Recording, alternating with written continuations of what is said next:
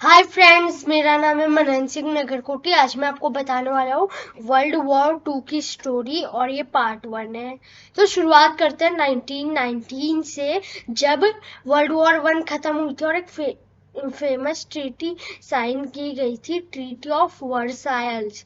इसमें एक बहुत बड़ा इम्पोर्टेंट पार्ट था, आर्टिकल 231। इस आर्टिकल में लिखा गया था कि जितना भी नुकसान वर्ल्ड वॉर 1 से हुआ है वो सारा जर्मनी पे करेगी, उसका सारा पैसा जर्मनी पे करेगी। तो इसको वॉर गिल्ट को क्लॉज भी कहा जाता है। अब जर्मनी को पार्लियामेंट में बोला गया था कि 33 बिलियन का फाइन पे करना है। ये बहुत पैसा होता है, 33 बिलियन का फाइन पे करना है दूसरे देशों को। एक्चुअली फ्रांस और ब्रिटेन चाहते थे कि वो अपना सारी रिकवरी जर्मनी से ही करवाए, सारी भरपाई जर्मनी ही दे। तो उस वक्त जर्मनी की करेंसी हुई करती थी जर्मन मार्क। और इस रिकवरी के पैसे इतना देर लगा इसकी फाइनल पेमेंट में कि 2010 में जाके जर्मनी ने इसकी आखिरी पेमेंट की। तो सोचो, ऑलमोस्ट 100 साल का समय लग गया होगा। तो फिर उस वक्त जर्मनी की करेंसी हुई करती थी जर्मन मार्क। और जर्मनी ने जब इसकी पहली पेमेंट की, तब उसके बाद ही हाइपरफ्लेशन देखने मिली। ढेर सारे लोग अनएम्प्लॉय हो रहे थे, बच्चे भूख के मारे मर रहे थे। और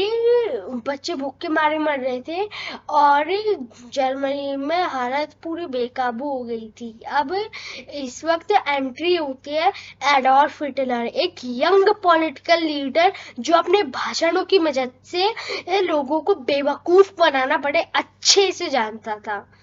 तो उसने फर्जी खबरें फैलाई, प्रोपागेंडा फैलाया कि ये जो जितना भी इंटरनेशनल बेइज्जती हो रही है, ये सारी जर्मनी की जो हो रही है इंटरनेशनल बेइज्जती है, सारे देश में रहने वाले एंटी लिविंग एलिमेंट्स की वजह से हुआ है। ज्यूज और स्लाविक्स के पीछे है जी, देखो ये कितना पैसा लेके बैठे हैं। तो इसलिए ये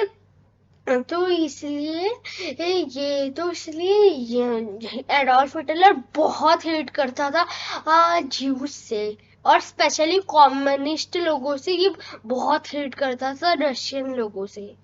तो इसलिए तो इसलिए हिटलर ने अपने खुद की एक नाजी पार्टी बनाई, इसको नाजी पार्टी बनाई। और इसने और एडोल्फ हिटलर ने कूप करने की सोची जर्मन सरकार को ओवरथ्रो करने में। ये कूप तो फेल हो गया, लेकिन हिटलर की पॉपुलैरिटी मीडिया में बड़ी बहुत हो गई, बहुत ज्यादा पॉपुलैरिटी बनने लगी हिटलर की। तो इसीलिए बहुत पॉपुलैरिटी बनने लगी। तो हिटलर अब सुप्रीम लीडर बन गया था। उसके बाद हिटलर अपने सपने में निकल गया कि एक जर्मन राइश बनाया जाए, एक ऐसा राज्य जो रेशली प्योर हो और इसमें कोई ज्यूज और स्लाविक्स नहीं रहे, सिर्फ आर्यन लोग रहे। और जो लोग हिटलर के फेवर में थे, हिटलर उनको लेबर्स लाउंड देना चाहता था। मतलब जर्मन लैंग्वेज में इसका मतलब होता है लिविंग स्पेस। तो हिटलर लिविंग स्पेस देना चाहता था। तो हिटलर जब लीडर बन गया था जर्मनी का, तब उसने सोचा कि सारे जर्मन स्पीकिंग देश एक देश बन के रहे। तो इसलिए ऑस्ट्रियन चांसलर जो थे, उन्होंने इसके लिए एक नेशनल वोट किया कि क्या ऑस्ट्रिया को इंडिपेंडेंट देश रहना चाहिए या फिर जर्मनी के साथ मिलजुल जाना चाहिए, यूनाइट हो जाना चाहिए। तो इसलिए जो ढेर सारे लोग हिटलर के फेवर में थे, जैसे हिटलर को इस नेशनल वोट के बारे में पता चला, हिटलर ने तुरंत अपनी आर्मी ऑस्ट्रिया में मार्च कर दी। वियना शहर के अंदर जर्मन मिलिट्री घुस गई। और फर्जी खबरें फैलाई गई कि वियना में दंगे हो रहे, इसलिए ऑस्ट्रिया की गवर्नमेंट ने हमको बुलाया है उनकी मदद के लिए। तो इसलिए अब फाइनल डिसीजन लिया गया कि जर्मनी के साथ यूनाइट हो जाए। गोल ये नहीं था कि दूसरे देशों को ऑक्यूपाई किया जाए, उन पे हमला किया जाए अपने प्राइड के लिए, बल्कि ये भी था कि साथ ही साथ अपने उनके रिसोर्सेस भी यूज किए जाए अपने देश को एडवांस बनाने के लिए, आगे बढ़ाने के लिए। तो इसलिए अब हिटलर की अकेली नजर गई थी चेकोस्लोवेकिया में। साल 1939 में तक बाकी दुनिया को पता चल गया था कि हिटलर के पास खुद की उसकी एक एयरफोर्स है, मतलब जर्मनी के पास खुद की उसके एक एयरफोर्स है ना। अब ये बड़ा कॉमन होगा, क्योंकि आप सोच रहे होंगे ऐसी कैसी रेयर बात है कि दूसरे देशों के पास भी अपनी एयरफोर्स होती है। और एक्चुअली आर्टिकल 231 में लिखा गया था कि जितना भी कि हिटलर की जर्मनी को कोई अधिकार नहीं है किसी भी फॉर्म की पावर बनाने का। इस वक्त ब्रिटेन में जो लोग थे उनको रियलाइज हो गया था कि देखो हमने कितने पैसे उनसे चार्ज किया, देखो उनकी देश की हालत, उनकी इकोनॉमी पूरी सत्यानाश हो गई है। और अब ये भी बोल रहे कि उनके पास खुद की फॉर्म की कोई पावर नहीं हो सकती, इतना डिमांड नहीं करना चाहिए हमको। तो इसलिए जर्मनी और ब्रिटेन के बीच एक ट्रीटी साइन की गई, जिस ट्रीटी का नाम था एंग्लो जर्मन नेवल ट्रीटी। इसमें हिटलर को अधिकार था कि खुद की एक नेवी बना सके, वो खुद की एक नेवी हो सकती है हिटलर की। तो इसलिए लेकिन फ्रांस को डर था कि हिटलर की जर्मनी की बढ़ती हुई मिलिटराइजेशन को देख के फ्रांस को बहुत डर था। तो इसीलिए फ्रांस ने अपने साउथ ईस्ट पार्ट में एक बहुत बड़ी सी दीवार बना दी, जिसको नाम दिया जाता है मैगिनोट लाइन। ये बहुत लंबी थी और इसको बिल्कुल रीइंफोर्स किया गया था। तो इसलिए वो लोग फ्रेंच लोग मानते थे कि जर्मन लोग इस लाइन से आ नहीं पाएंगे और ये बहुत ही मजबूत है ये लाइन। तो इसलिए हिटलर की अगली नजर थी चेकोस्लोवेकिया में। अब चेकोस्लोवेकिया का एक रीजन था जो जर्मनी के बिल्कुल पास में पड़ता था, सुडेटनलैंड। ये यहाँ पे करीबन 3 मिलियन लोग जर्मन थे रहने वाले। तो इसलिए हिटलर ने एज एन एक्सक्यूज इसको यूज किया कि देखो ये पार्ट तो हमारा ही होना चाहिए, क्योंकि इधर तो जर्मन रहते हैं। तो इसलिए ब्रिटेन के उस वक्त प्रधानमंत्री प्राइम मिनिस्टर नेवल चेम्बरलेन ने बोला था तुम इस सुडेटन पार्ट का लैंड ले लो, लेकिन अपनी साइड से प्रॉमिस करे कि दूसरा वॉर नहीं होना चाहिए, कि दूसरा वर्ल्ड वॉर 2 नहीं होना चाहिए। तो इसलिए एक ट्रीटी साइन की गई, द म्यूनिक ट्रीटी। इसी में हिटलर को ये सुडेटनलैंड चेकोस्लोवेकिया का ये टुकड़ा दे दिया जाए। तो हिटलर ने इसको खुशी खुशी इस टुकड़े चेकोस्लोवेकिया को अपने पास ले लिया, लेकिन 1 साल भी नहीं लगा इस ट्रीटी को वायलेट करने में, क्योंकि हिटलर ने बचे कुचे चेकोस्लोवेकिया को इन्वेड कर दिया। अब इसको 2 पार्ट में डिवाइड किया गया चेकोस्लोवेकिया को। पहला जो था वो जर्मनी की तरफ पड़ता था, दूसरा एक पपेट गवर्नमेंट जिसको नाम दिया गया था द स्लोवाक रिपब्लिक।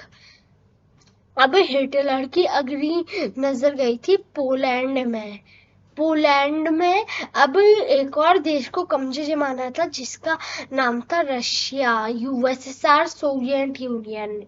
मतलब उस समय का रशिया जिसको नाम दिया गया था सोवियत यूनियन। तो इसको भी इन्वेट करना था तो पोलैंड को। अब ऊपर ऊपर से देखकर लग रहा होगा कि ये हिटलर तो कम्युनिस्ट लोगों से हेट करता है, बिल्कुल हेट करता है कम्युनिस्ट लोगों से। तो इसने ट्रीटी क्यों साइन की कम्युनिस्ट लोगों के साथ? तो इसके पीछे सिर्फ कारण था पोलैंड को इन्वेट करना।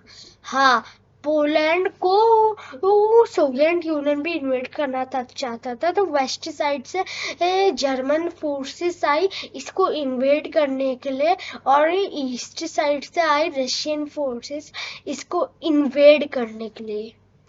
इसीलिए इसको इन्वेड करने के लिए दोनों देश आ गए। आधा पार्ट सोवियत यूनियन को गया, आधा पार्ट जर्मनी को गया। अब हिटलर की अगली नजर थी फ्रांस में। हाँ, फ्रांस में अब फ्रांस में एलाइड सोल्जर्स खड़े थे। अब 1939 में नेवल चैम्बरलेन ने एक अनाउंसमेंट की थी कि तुम ये बहुत हो गया, we can't tolerate this any मोर।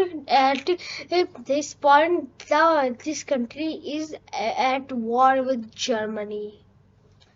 तो ये अनाउंसमेंट करने के बाद एलाइड फोर्सेस फ्रांस के बॉर्डर्स में खड़ी थी फ्रांस को बचाने के लिए। एक जो अल्टीमेटम दे दिया था नेवल चैम्बरलैन ने भी, उसको हिटलर इग्नोर कर देता है और ऑफिशियली स्टार्ट हो जाती है वर्ल्ड वॉर 2 में। वर्ल्ड वॉर 2 की अब शुरुआत हो जाती है। अब एलाइड फोर्सेस खड़ी ही थी उधर ही। एलाइड फोर्सेस पूरे ऐसे बॉर्डर में खड़ी थी और डिफेंड करने की कोशिश कर रही थी। तो इसीलिए हिटलर का प्लान था कि फ्रांस को इन्वेट किया जाए कैसे भी। तो प्लान ये था कि जर्मन सोल्जर्स को 3 ग्रुप में डिवाइड किया जाएगा, टीम ए, टीम बी और टीम सी। टीम बी का काम होगा कि नॉर्थ में जाके एलाइड फोर्सेस के साथ लगे। जब मैं एलाइड शब्द यूज कर रहा हूँ, इसका मतलब होता है फ्रेंच और ब्रिटिश देश, जो लोग हिटलर के अगेंस्ट लड़ रहे, जो देश हिटलर के अगेंस्ट लड़ रहे हैं। तो हिटलर के अगेंस्ट लड़ रहे हैं उनको कहते हैं एलाइज, उनके कोलिशन को कहते हैं एलाइज, जो देश हिटलर के अगेंस्ट लड़े। और जो देश हिटलर के साथ लड़ रहे उनको एक्सिस बोला जाता था। तो एक्सिस में आती थी 3 देश, इटली, जापानीज एम्पायर और खुद जर्मनी। और एलाइज में थे सोवियत यूनियन, अमेरिका, ब्रिटेन और नीदरलैंड्स, चाइना जैसे भी देश थे और फ्रांस जैसे भी देश थे। तो एक्चुअली अमेरिका इस वॉर में इंटरेस्ट नहीं था, इस वॉर में अमेरिका को इंटरेस्ट नहीं था। लेकिन पता नहीं क्यों जापान ने अमेरिका के पर्ल हार्बर में ही हमला कर दिया 7 दिसंबर को। तो इसलिए अमेरिका की भी एंट्री हो गई थी। वैसे अमेरिका और जापान की बात मैं किसी और वीडियो में करूंगा, अभी इधर की बात करते हैं। अब टीम बी का काम था कि नॉर्थ में जाके एलाइड फोर्सेस के साथ लड़े, और टीम सी का काम था कि मैग्नेट लाइन में लड़े। अब आप सोचेंगे कि टीम ए का काम क्या था। टीम ए एक्चुअली बहुत मास्टर प्लान थी। टीम ए आर्डिनेस लक्समबर्ग के थ्रू, आर्डिनेस फॉरेस्ट के थ्रू घुसेगी फ्रांस के अंदर।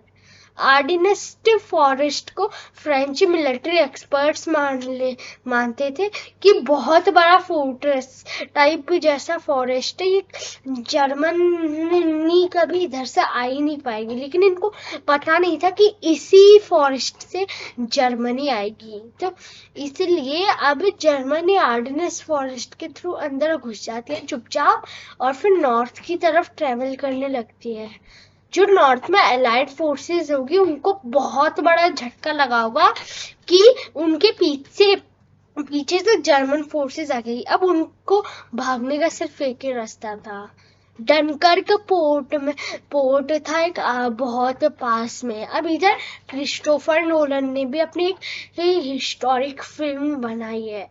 इस फिल्म में फोकस किया गया है 3 जगह में। पहला RAF मतलब रॉयल एयर फोर्स, जो उस समय ब्रिटेन की एयर फोर्स हुआ करती थी। RAF का काउंटर अटैक। दूसरा था कुछ इंग्लिश चैनल में सिविलियन बोट से इवैक्यूएशन में पार्ट लिए थे। और तीसरा काम था कि जो डनकर्क में इवेंट्स हो रहे थे उधर भी एक ध्यान में दिया गया था। तो फिर सक्सेसफुली इवैक्यूएट हो जाते हैं ढेर सारे अलाइड फोर्सेस। गुड न्यूज होती है, लेकिन बैड न्यूज ये होता है कि ज्यादातर रिसोर्सेस इससे में अलाइड फोर्सेस का वेस्ट अप हो जाता है। तो इसलिए अब फ्रांस भी सरेंडर कर देता है और जर्मनी फ्रांस में भी कब्जा जमा लेता है। पूरी दुनिया को पता चल गया था कि इनकी हिटलर रुकने वाला नहीं है। अब हिटलर की अगली नजर गई थी डेनमार्क में। अब डेनमार्क भी जर्मनी के सामने टिक नहीं पाया, तो इसलिए डेनमार्क भी हार गया। जर्मन स्ट्रेटजी के अगेंस्ट कैसे टिक पाएंगे? एक्चुअली अब सोवियट्स को डर था कि हम इन जर्मन्स में ज्यादा ट्रस्ट नहीं कर सकते, तो इसलिए अब स्टालिन को बिल्कुल ही डर था कि फिनलैंड को हिटलर इन्वेड कर देगा और वो स्टालिन के घर के बिल्कुल पास आ जाएंगे, क्योंकि स्टालिन का घर 50 किलोमीटर दूर ही था फिनिश बॉर्डर से। तो इसलिए अब सोवियत यूनियन ने बोला कि अपनी जमीन हमको दे दो, और फिनलैंड ने ऑब्वियसली रिफ्यूज कर दिया और सोवियत ने मिलिट्री एक्शन ले लिया और इसको वॉर दिया और इसको नाम दिया जाता है विंटर वॉर। तो इसलिए उसके बाद एक ट्रीटी साइन की गई थी, एक एग्रीमेंट साइन की गई थी, जिसमें फिनलैंड अपनी 11% जमीन सोवियत यूनियन को दे देगा। तो फिर अब हिटलर अगला इन्वेड करने की कोशिश करता है, अगला इन्वेड कर लेता है नॉर्वे और स्वीडन। अब नॉर्वे और स्वीडन को हिटलर ने अपनी नेवी के थ्रू इन्वेड कर दिया। अब नॉर्वेजियन गवर्नमेंट लंदन में जाके छुप गई ब्रिटेन में, और उधर एक गवर्नमेंट बनाई गई, उधर नॉर्वेजियन गवर्नमेंट रहने लगी। तो मुझे लगता है ये कुछ ज्यादा लंबा हो गया होगा, तो इसका मैं पार्ट 2 बना दूंगा। तब तक के लिए थैंक यू, बाय।